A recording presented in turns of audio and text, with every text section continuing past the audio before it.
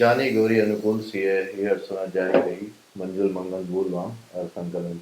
जय श्री राम मित्रों, मैं समर्थ वर्मा। आज इस यूट्यूब चैनल पर आपका फिर से हार्दिक अभिनंदन है। दोस्तों, आज हम बात करेंगे कि हे राम, तुम कब आओगे, कब मिलेगी हमें इन दुखों से मुक्ति। तो दोस्तों, आज के इस समय में हम बात करेंगे कि हे राम, कि कब आप आओगे और कब हमें इन दुखों से मुक्त करेंगे। जिस तरह से राम सतयुग में अवतार लेकर के अपने सभी द्वारपालों को या फिर अपने सभी अयोध्या में या फिर कहीं पर भी जहाँ पे भी उन्होंने अपने चरण स्पर्श किए, वहाँ पर उन्होंने लोगों के दुखों से उनको मुक्ति दिलाई। उसी तरह से हम जानेंगे आज गुरु जी से किस तरह से हम कलयुग में भी श्री राम के द्वारा अपने दुखों को मुक्त कर सकते हैं। तो जो गुरु जी, आप हमारे दर्शकों को बताइए कि कैसे हम इन दुखों से मुक्त हो सकते हैं। जय श्री राम, जय हनुमान जी। दोस्तों, हमारे समर्थ वर्मा जी ने सवाल किया कि हे राम, आप कब आओगे। अब उसमें एक कड़ी हम जोड़ रहे हैं।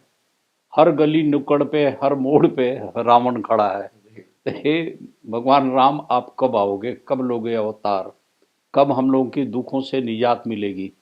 दोस्तों, इस संबंध में ये जनता जनार्दन की आवाज़ है। ये कलयुग है, घोर पाप हो रहे हैं, घोर अत्याचार हो रहे हैं, षड्यंत्रकारियों का बोलबाला है।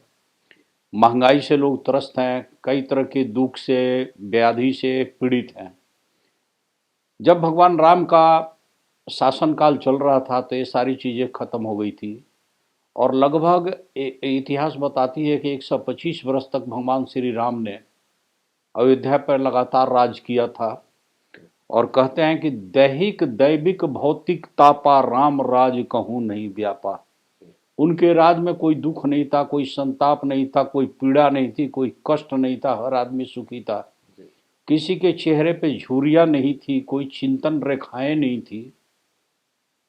उसके बाद एक कहानी में आती है, कहानी क्या इतिहास बताया कि विक्रमादित्य के शासन काल में भी थोड़ी सी न्यायप्रिय राजा थे, ऐसा हुआ है। और भी कई राजा होंगे, लेकिन मैं बताऊंगा कि एक कलयुग है, घोर कलयुग है।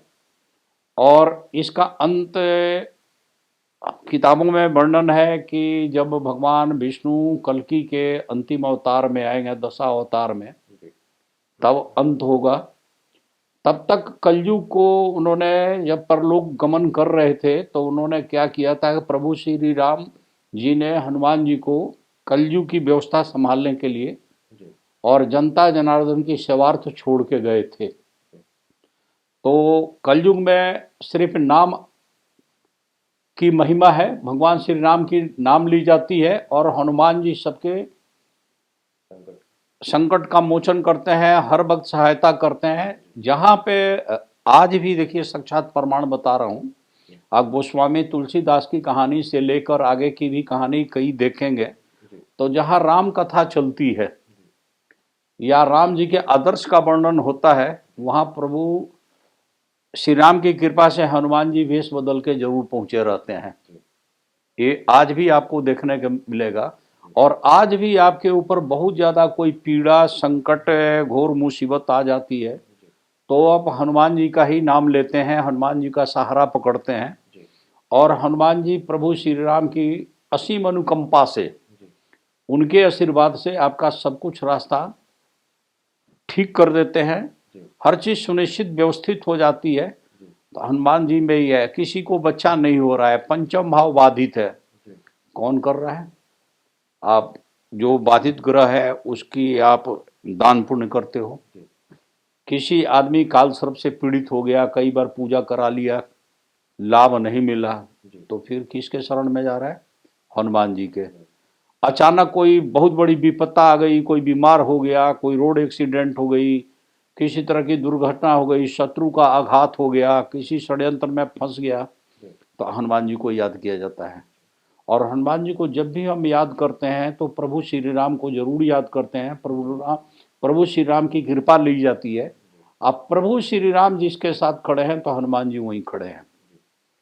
ठीक है, हर गली चौराहे मोड़ पे रावण खड़े हैं, तो ध्यान रखिएगा आने वाले वक्त में घर घर राम भी पैदा होंगे। जी और हर दिल में राम बसते हैं अगर अपने राम को जगाओ। तो मैं तो यही कहूँगा कि सोए राम को जगाओ जो आपके दिल हृदय में विराजमान है, और शक्ति लें हनुमान जी से, आराधना करें हनुमान जी की। जी। और पूछिए अब क्या पूछना तो है। गुरुजी हम इसमें क्या कर सकते हैं जिसपे हमें राम जी की असुर अनुकंपा मिले या फिर हनुमान जी की कृपा मिले हम पे, तो हम इसमें क्या उपाय हम कर सकते हैं इसके लिए?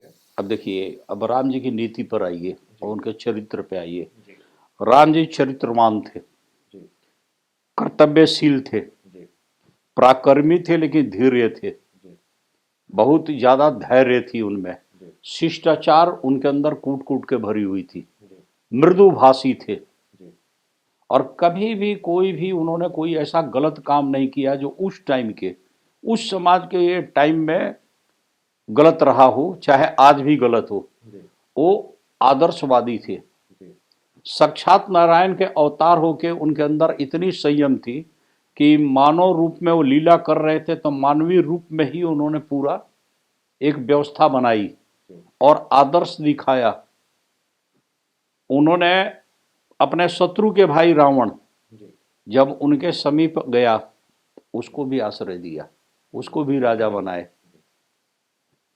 हनुमान जी उनके सानिध्य में रहे। जी हनुमान जी को उन्होंने ऐसा अमर किया कि इस जुग जुग तक हनुमान जी का नाम चलेगा। जब तक प्रभु श्री राम का नाम चलेगा जी तो हनुमान जी का भी नाम चलेगा। जी आप उसके लिए अंगद हो गए, जी विभीषण हो गए, कोई भी है, जी एक केवट, चलो, उन्होंने उनको मदद की नदी पार करने में, जी तो उन्होंने उसको भवसागर पार करा दी। जी प्रभु श्री राम का ये देखिए उनकी महिमा।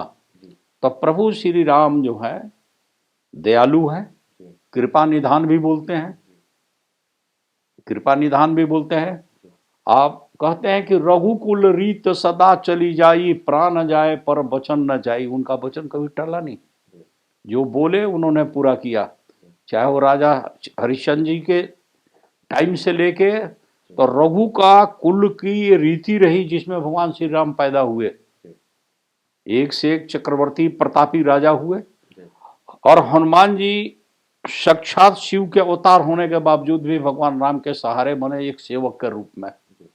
एक निष्ठा, ईमानदारी, डिवोशन जिसको बोलते हो, त्याग, वो सब हनुमान जी ने करके दिखाया, बेस्ट मैनेजमेंट करके दिखाया। रावण ने इतना गलत काम किया फिर भी रावण को बार बार प्रभु श्री राम ने क्षमा की, और आग्रह किया गया, अपने दूत भी भेजे कि भाई तुम अभी भी माँ जानकी को लौटा दो। और उन्होंने अपनी महानता को प्रदर्शित किया, एक आदर्श दिया। आज भी प्रभु श्री राम के आदर्शों पे हम चले। तुलसीदास ने जी ने रामचरितमानस लिखा है। रामचरितमानस का पाठ कीजिएगा तो सामाजिक चित्रण का पूरा बढ़िया से विवरण हम लोग को पता चलता है, और कौन सी ऐसी समस्या है जिसका वर्णन उसमें नहीं है। हर चीज का वर्णन है, हर घटनाएं माने चित्रित की गई है, बताई गई है, उसके उपाय भी बताए गए हैं।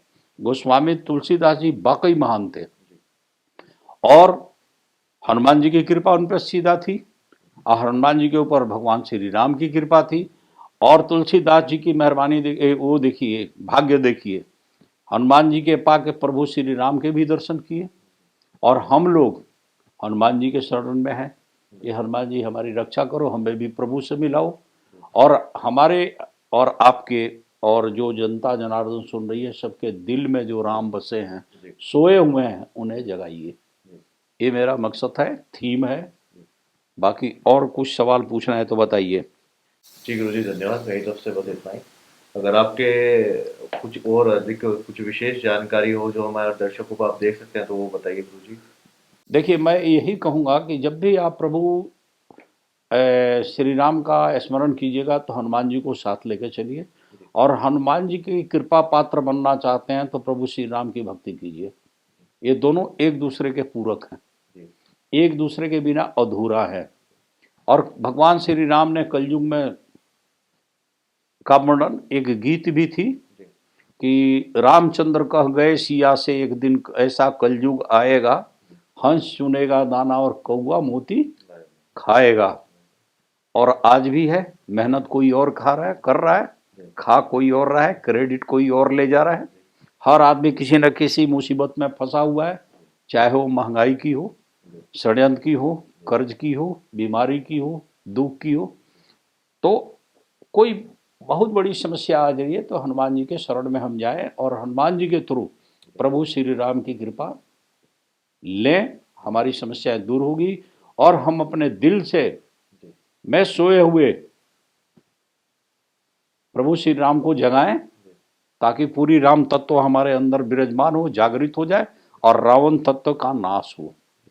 जय श्री राम, जय हनुमान जी। जय श्री राम, जय हनुमान जी। तो दोस्तों, मुझे आशा है कि आपको ये जानकारी अच्छी लगी होगी और मुझे आशा है कि आप आगे भी हमारे वीडियो इस तरह से देखते रहेंगे, लाइक करेंगे, सब्सक्राइब करेंगे और शेयर करेंगे।